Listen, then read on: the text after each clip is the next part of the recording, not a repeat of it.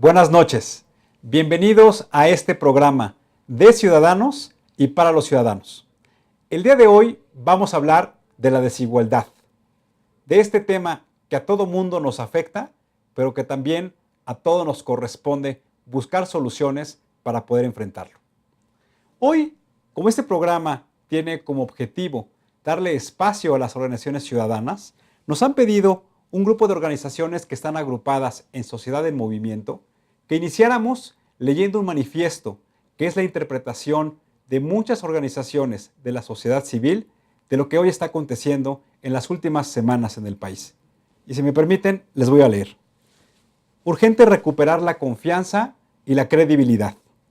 El país, nos dicen estas organizaciones de la sociedad civil, se encuentra en situación de crisis grave y delicada, que exige respuestas inmediatas y contundentes frente a la corrupción, la impunidad, la inseguridad, la violencia y el pobre crecimiento económico. Respuestas que devuelvan la credibilidad y la confianza en las instituciones.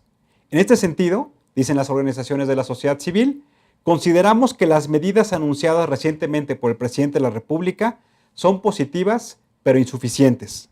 Es fundamental pasar de las iniciativas de reforma a las acciones que muestren un compromiso real de respeto al Estado de Derecho y combate a la impunidad. Y estas organizaciones de la sociedad civil agrupadas en Sociedad en Movimiento proponen lo siguiente. 1. La disposición del Ejecutivo Federal a ser el primero en someterse y cumplir con la ley.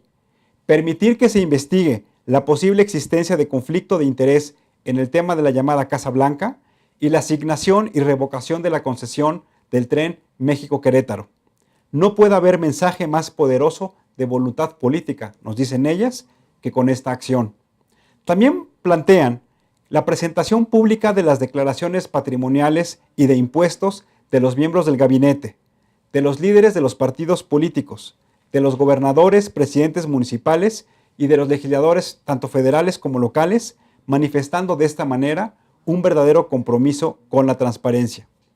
Plantean también la desaparición del fuero para que sean los gobernantes quienes sean los primeros en someterse a las leyes y como mensaje a la sociedad de que están dispuestos a concluir con cotos de impunidad.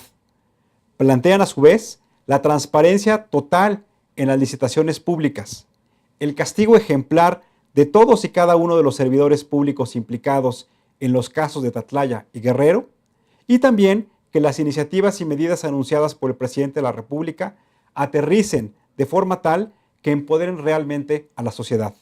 Es preciso, nos dicen, que en el tema del Sistema Nacional de Anticorrupción se privilegie el principio básico de que partidos y gobernantes no sean jueces y parte, sino que se requieren verdaderos organismos autónomos, presididos por reconocidos ciudadanos y no por funcionarios públicos. Finalmente concluyen que el compromiso de los partidos de hacer una revisión escrupulosa en la selección de los candidatos que participen en el periodo de julio próximo, esto con el objeto de evitar la presencia del crimen organizado y que también haya una mayor inclusión en el diálogo social de grupos, sectores y organizaciones para lograr una auténtica pluralidad.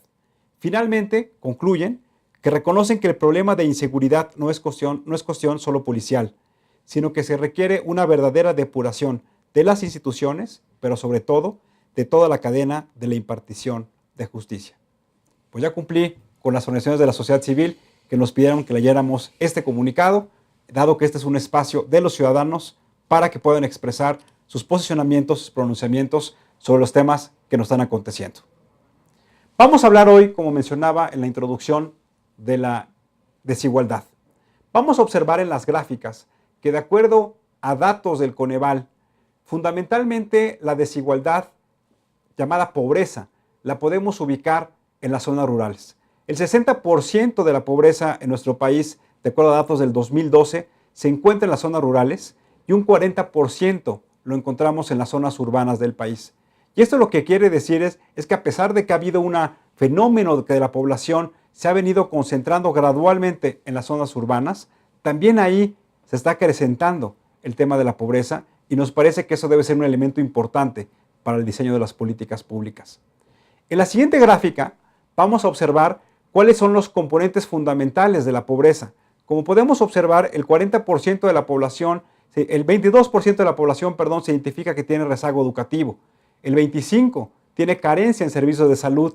Pero si nos vamos a elementos básicos para que una sociedad tenga una mayor vocación productiva y por lo tanto pueda generar nuevas oportunidades para las familias, observamos que el 60% de la población se encuentra en un ingreso inferior a la línea de bienestar. Y también observamos que el 72% de la población carece de accesos al sistema de seguridad social, lo que conlleva que no tenga la posibilidad de educación de calidad, de salud de calidad, pero también a un sistema de pensión eficiente cuando se retire. También podemos observar en la gráfica que el 23% de la población en México tiene un salario inferior al ingreso mínimo. Y es por eso que nosotros consideramos que la desigualdad es el principal reclamo de las familias y de las personas que hoy se están manifestando en las calles. Estamos observando y estamos viendo que la principal clamor es que haya nuevas oportunidades para que las familias no solamente tengan los elementos mínimos en los cuales se puede desarrollar, sino sobre todo que se retome la senda en donde los jóvenes al participar en los sistemas de educación pública tenían la oportunidad de dar mejores satisfactores a sus familias. Y ese que lo llamamos el esquema de movilidad social en nuestro país parece que se ha cancelado o al menos se convierte en una posibilidad poco clara para estos jóvenes que hoy están estudiando. Vamos a ver un testimonial de calle en donde le preguntamos a los ciudadanos como tú y como yo, ¿qué es para ti la desigualdad? Veámoslos.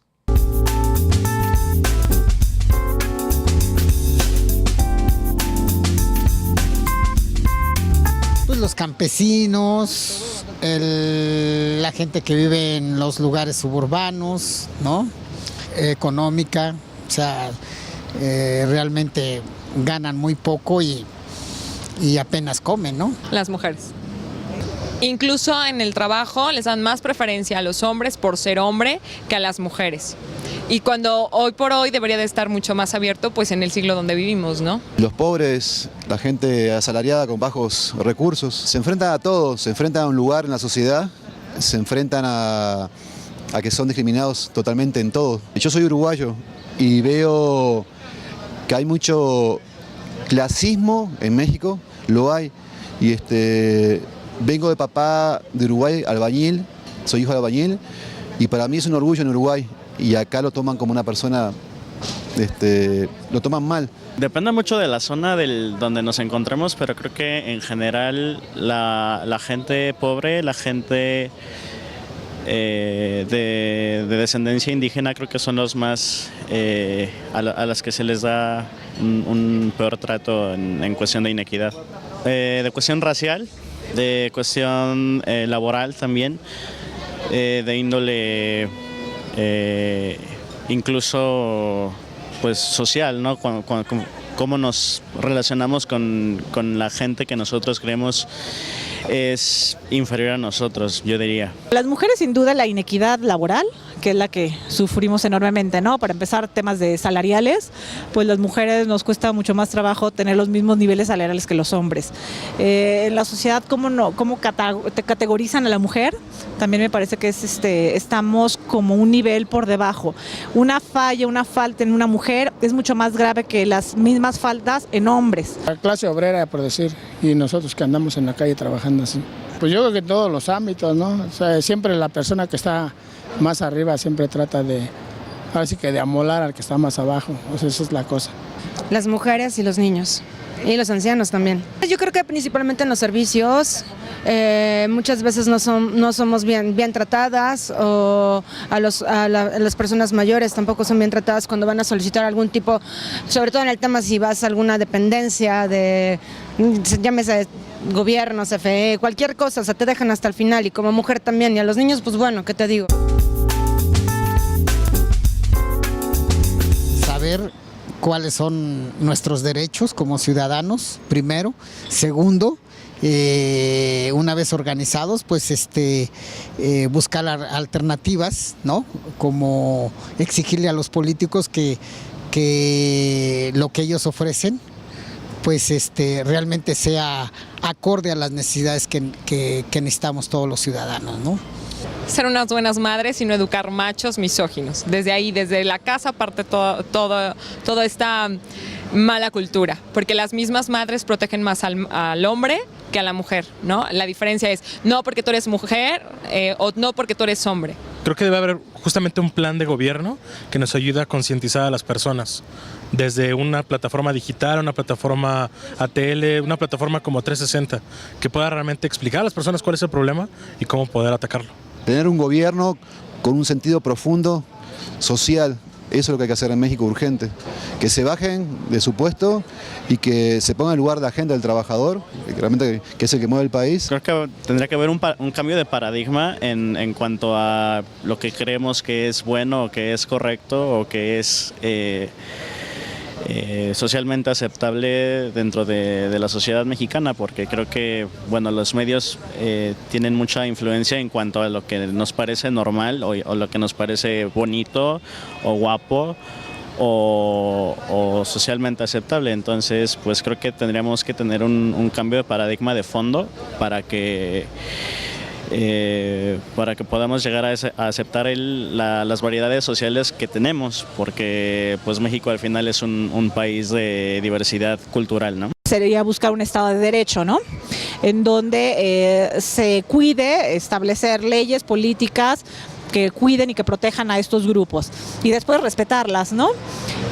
Y desde el lado del ciudadano, pues tomar siempre una actitud semejante, ¿no? Hombre, mujer, y en las empresas buscar que los empresarios, ¿no? Dueños de empresas, en dependencias de gobierno, pues que se busquen mujeres, siempre la participación de ellas, ¿no? Trabajé en una empresa y siempre hablaban de la justa repartición de la riqueza, pero pues no sé, se ve que no, ¿eh? Eso es lo que deberíamos de ver, no porque repartan, sino que a la gente le den, ahora vaya la oportunidad de estudiar, de salir adelante, de prepararse para que eso cambie. Pronunciarnos ante las autoridades correspondientes y que haya, no sé, sanciones a las personas que estén o ataquen o que no atiendan bien a las personas, o sea, que provoquen la inequidad entre la misma población. Creo que deben de ser sancionadas y además debe de haber un organismo o alguien que se agrupe para poder pronunciarse en contra de ese tipo de abusos o de problemas que suceden constantemente en la sociedad. Estamos hablando el día de hoy de la desigualdad. Y hoy nos acompaña un ciudadano que participa de manera muy profesional en el Instituto Mexicano de la Competitividad, IMCO, como todos lo conocemos, y que además de tener ese trabajo profesional, siempre ha sido copartícipe en muchas iniciativas de la sociedad civil. Es Manuel Molano, que actualmente funge como director adjunto de esta institución. Manuel, muchas gracias por acompañarnos. Hola Tulio, buenas noches. Manuel, para empezar, me gustaría preguntarte, ¿qué es para ti ser un buen ciudadano? Una pregunta que Kant resolvió muy bien. Para Kant esto se llamaba el imperativo categórico y es tratar a los demás como te gustaría que te trataran a ti. Yo creo que el imperativo categórico hoy son 3 conductas. Una, hacer lo que te toca. Segunda, apartarte de conductas indebidas.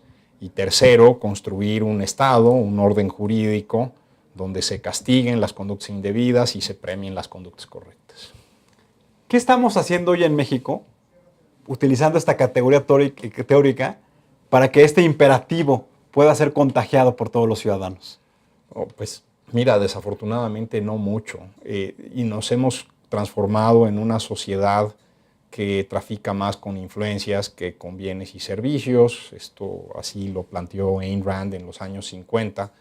Y eso hace que, a menos que transformemos esta sociedad desde su cimiento, nos vamos a meter en problemas verdaderamente serios.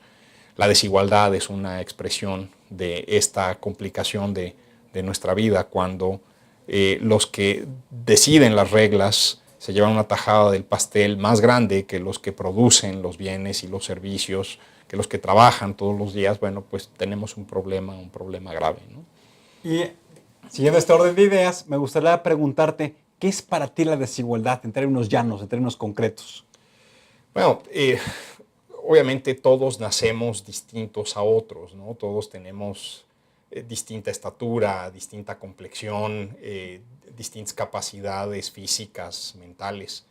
Pero la desigualdad es la incapacidad de, a pesar de hacer un esfuerzo grande, parecerte a tus congéneres en bienestar, no solamente en lo económico, en acceso a la justicia, en acceso a las oportunidades. Yo creo que el mundo se ha vuelto más desigual, no solamente México, cada vez las oportunidades son para un núcleo más reducido y probablemente todavía no encontramos todas las soluciones que podrían existir para combatir este fenómeno. Quizás la desigualdad es inherente al género humano y simplemente tenemos de repente algunos valles de relativa igualdad y luego regresamos a una desigualdad terrible. No está completamente resuelto ni por la teoría económica, ni por la filosofía, ni por ninguna disciplina, ¿no? ¿Podríamos decir que el marco general de las políticas públicas en los principales países hoy lo que están generando es mayor desigualdad? Bueno, mira, la economía capitalista como la concebimos genera desigualdad y eso no necesariamente es tan malo si hay un mecanismo que te ayuda a generar algún tipo de redistribución de la riqueza, si estamos pensando en desigualdad solamente de los ingresos. Los economistas utilizamos un índice que se llama índice de Gini. Es un cálculo donde si tú eres el dueño de todo y los demás no tenemos nada, ese índice vale 1. Si todos somos exactamente iguales, ese índice vale 0. Entonces, el problema de este tipo de mediciones es que no es fácil seguirles la pista en el tiempo. Nadie, muy poca gente ha podido hacer un cálculo del índice de Gini desde el tiempo de los romanos o desde tiempos de los aztecas, de manera que podamos medir este fenómeno que se va construyendo generación sobre generación.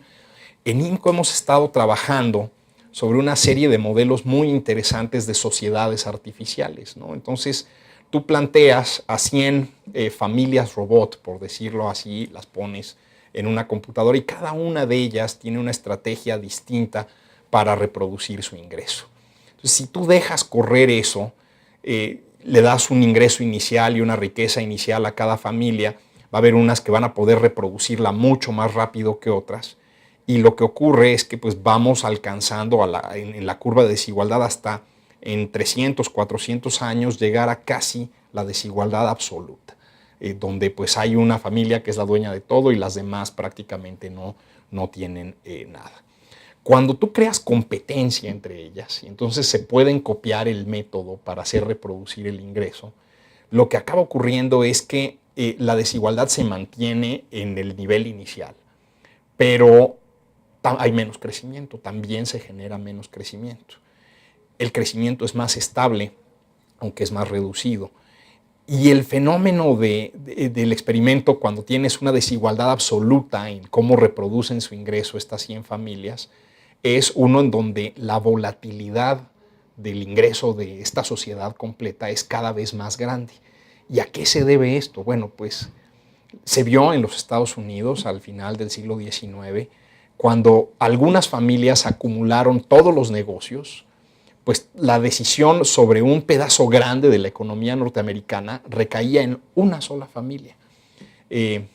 Parece que fue Andrew Carnegie el que le pidió a sus herederos que solamente invirtieran en trenes, porque es el negocio monopólico que le había dejado dinero a él.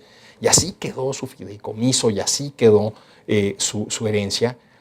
Llega el automóvil y ese cambio tecnológico hace que pues, ese negocio se desplome. Y quizás ahí hay un antecedente fuerte de la crisis de 1929. El problema de que una sola familia controle tanto del ingreso es que en el momento en que en esa familia empiecen a tomar malas decisiones, nos metemos en problemas todos. Y entonces hay una razón de eficiencia económica para no desear la desigualdad. Hay una razón, de hecho, en las corridas que hemos hecho en estos experimentos aleatorios con estas sociedades artificiales, lo que nos encontramos es que a partir del año 100, la volatilidad del ingreso es tan grande que tiene que ocurrir un fenómeno de disrupción. Y eso te explica pues, estos fenómenos seculares, ¿no? Como cada 100, cada 110 años las sociedades tienen tensiones terribles y luchas intestinas espantosas, ¿no? vale la pena pensar en estas cosas, vale la pena pensar si no hay un método pacífico para que podamos paliar estas desigualdades. Algunos de los grandes millonarios americanos, por ejemplo, han decidido entregar la mayor parte de su fortuna. Entonces, pues yo creo que tendríamos que pensar en esas cosas, ¿no? Oye, Manuel, la propuesta que presenta el Ejecutivo Federal, un poco para atender los acontecimientos de las últimas semanas, hay una propuesta que habla sobre crear zonas económicas especiales, sobre todo en el corredor del Istmo de Tehuantepec, en los municipios aledaños a Lázaro Cárdenas y en lo que se conoce como Puerto Chiapas. ¿Cuáles son las características que tú le ves a las zonas económicas especiales y qué tan viable consideras que estas medidas puedan retomar el crecimiento económico en esas regiones del país? Mira, yo creo que hay una dependencia de las condiciones iniciales de donde viene una sociedad y definitivamente la sociedad guerrerense, chiapaneca o oaxaqueña no es igual a la sociedad del Distrito Federal y Puebla o de Chihuahua y Nuevo León. Parten de condiciones muy, muy distintas. La agregación de valor se da en negocios, en actividades económicas cada vez más sofisticadas. No se da en actividades como la agricultura de subsistencia. Hay alguna porción de las actividades agrícolas en esta época que pues, puede ser muy rentable, pero en la agricultura de subsistencia, haciéndola con los mismos métodos que había en el siglo XVII o en el siglo XVIII, es imposible hacer que las familias reproduzcan su ingreso rápidamente. La foto que nos muestra esto es un 20 a 25% de la población en México, los pobres, la gente del campo, la población rural, peleándose por el 3% del Producto Interno Bruto que representan las actividades primarias. Entonces, ¿qué tiene que ocurrir? Bueno, pues esa gente tiene que moverse a actividades industriales, a actividades de servicios, pero tienen que ser compatibles con lo que venían haciendo. No podemos esperar que alguien que está empujando un arado en este momento, mañana o el año que entra atienda a un call center o se dedique a la programación de software, pero sí podríamos anticipar que tomara el lugar en una fábrica de tornillos y que eventualmente tomara un lugar en una fábrica de automóviles y que su hijo tomara un lugar en la economía de servicios o en el diseño de alguno de estos productos industriales, para que en una tercera o cuarta generación pues ya estuvieran en cosas realmente sofisticadas.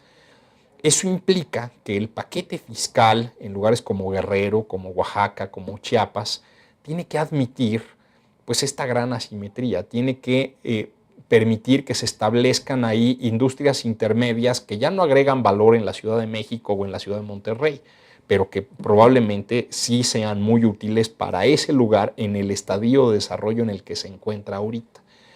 Eventualmente, lo que tiene que pasar es que pues, tenemos que ir soltando el beneficio fiscal para que eventualmente podamos emparejarlo. Pero pues, no somos Suecia, ¿no? Y no somos Suecia no solamente porque tenemos mucha más población y somos muy desiguales, sino porque buena parte de nuestra desigualdad tiene que ver con estas grandes desigualdades regionales. Es decir, que el impacto de las zonas económicas especiales no es de muy corto plazo, no, sino es un proceso de evolución y transformación de la vocación productiva que tienen las sociedades, aprovechando la experticia que van teniendo en cada región y aprovechando también las características y las condiciones, en este caso geográficas, de las tres regiones que acabas de mencionar. Y es interesante que hables de las vocaciones productivas porque no hay tal cosa. La gente tiene vocaciones. Las regiones, las ciudades encuentran su vocación en el camino, ¿no? No se las puede inducir un gobernante benévolo que dice este lugar sería ideal para la actividad cafetalera, ¿no? Esto me llamó mucho la atención en el decálogo del presidente, este programa para el repoblamiento de los cafetales. Caray, pues la verdad es que la evidencia empírica en México y en el mundo muestra que la urbanización es lo que empieza a generar crecimiento económico. Y con esto no estoy diciendo que toda la gente que está en el campo tenga que venir a vivir a las orillas de Guadalajara, Monterrey y la Ciudad de México, pero sí que tenemos que pensar en ciudades intermedias, pequeñas ciudades rurales, donde puedan acceder a los servicios básicos, donde haya una escuela, un policía, un juez, un hospital, un centro de salud, un registro civil. Cuando la gente se urbaniza, lo dice Richard Florida, la ciudad es el mejor invento de la humanidad. Empiezas a eliminar algunas de estas desigualdades derivadas del aislamiento en el que tenemos a la población rural. México se ha urbanizado menos rápido que muchos otros países. Seguimos teniendo mucha población atada a la posesión de la tierra, ¿no? Ellos no pueden tener la propiedad de esa tierra porque nuestro sistema de derecho es muy frágil en esa parte. Entonces, quizás están allá lejos, allá en la zona de alto riesgo, allá en la cañada, sembrando maíz en condiciones de subsistencia, porque esa tierrita es su único patrimonio. Dejarla implicaría perderla. Y eso pues no está ayudando a que podamos integrar a esos mexicanos al desarrollo. Están realmente aislados, están creciendo por un derrotero distinto al tuyo, al mío y al de la gente que está viendo este programa. Y eso, Manuel, lo que genera también es que hay un nuevo concepto, que es el concepto de la pobreza urbana, que en donde se ha discutido mucho qué tipo de clases medias queremos tener en México, y me parece que eso será motivo de otro programa al que te invitaremos para que platiquemos en el primer trimestre del siguiente año, que es cuando se va a presentar la iniciativa, cuáles son los alcances que estamos viendo como ciudadanos para que sea factible y viable esta propuesta de zonas económicas especiales, que nos parece que es una manera distinta de tratar de retomar el desarrollo en el país. Así es, Tulio. Pues encantado, por aquí estaré. Quisiera compartirles, antes de concluir el programa, algunas de las opiniones que nos han mandado nuestros televidentes. Por ejemplo, nuestro amigo Elena Camacho de Veracruz, nuestra amiga, dice que todos debemos ser tratados de la misma manera y que por lo tanto para ellos la desigualdad es hacer evidentes las diferencias y que una cosa es el discurso y otra la práctica. Alberto Jiménez de Tamaulipas nos dice hay una brecha importante entre las personas en la sociedad y la desigualdad no solamente se ve en ingresos económicos, sino también se ve en educación y también se ve en los espacios de convivencia social. Finalmente, Enrique Balcázar de la Ciudad de México nos dice, en México hay más diferencias que en otros países, lo vivimos. Los programas sociales están mal enfocados. Hay un desperdicio en los programas de subsidios y sobre todo se han enfocado en el clientelismo político. Manuel, pues te agradecemos mucho que nos hayas acompañado el día de hoy. Nos parece que es importante que el IMCO, que ha venido contribuyendo con metodologías de medición importantes como es el índice de competitividad estatal y el índice de competitividad urbana, que son instrumentos que nos ayudan a nosotros, a los ciudadanos, poder comparar cómo vienen trabajando los gobiernos y si las políticas públicas que están haciendo son eficaces. No sé si quisieras agregar algo, Manuel, tenemos 30 segundos para concluir. Estas desigualdades se pueden agudizar si el gobierno no hace su chamba de entregar bienes y servicios públicos a la población en general, especialmente a aquellos que más lo necesitan. Si yo tomo impuestos de un sector de la sociedad o de la mayoría de la sociedad y me quedo con esos recursos, estoy agudizando el problema de desigualdad y tenemos que reflexionar seriamente sobre eso en este país. Pues Manuel, muchas gracias por acompañarnos. Concluir diciendo que la desigualdad, desde nuestro punto de vista, es el principal problema que enfrenta nuestro país. Y la desigualdad, sobre todo, debe ser el elemento que contribuya a que los ciudadanos asumamos la responsabilidad de no solamente cuestionar, sino solo de trabajar conjuntamente con el gobierno para políticas públicas mucho más eficaces. Les agradecemos su atención el día de hoy y les recordamos, ante todo, seamos buenos ciudadanos. Nos vemos en la próxima. Buenas noches.